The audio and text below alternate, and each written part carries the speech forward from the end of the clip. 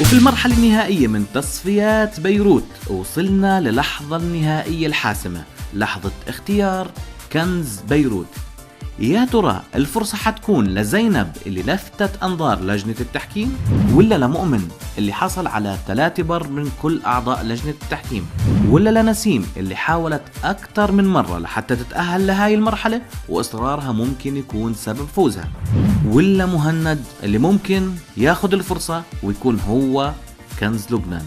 يلا لنتابع. أهلا وسهلا يا حلوين، يا مكركبين، يا خيفانين، موترين. لا بجننوا حلوين. موترين. يا موترين، يا مبتسمين، كيفكم؟ نحن هلا انتم كلكم بر، بدنا نختار حدا منكم، حدايين 3 4، انتم 4. بدنا من لبنان اليوم حدا منكم، فبدنا نسمع مقطع هيك، قطعة صغيرة من كل واحد، وبعدين نشاور ونشوف مين راح يطير معنا طيارة كنز على التصفيات النهائية. نبلش مع مين؟ نبلش مع مهند. تفضل يا مهند. ميل علي طير وقال يا عيوني لك من الأقصى مرسال خطى بدمع عيوني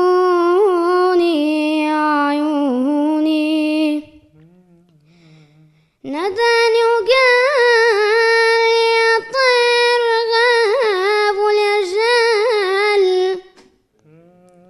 وبن صهيون يا طير دنا سنين والخطا جاء يا طير يا طير.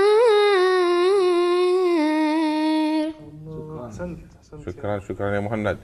تفضل يا مؤمن.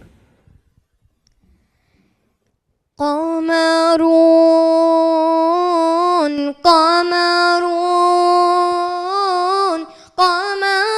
سيدنا النبي قمرون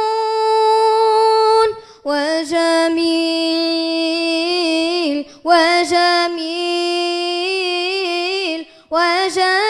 سيدنا النبي وجميل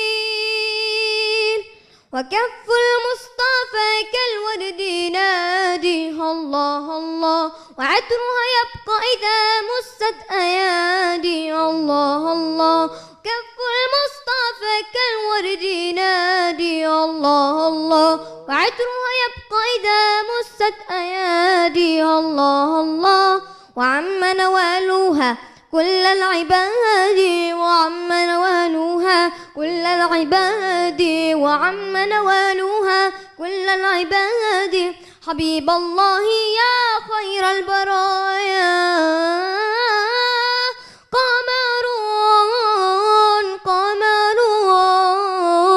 قمر سيدنا النبي قمرون وجميل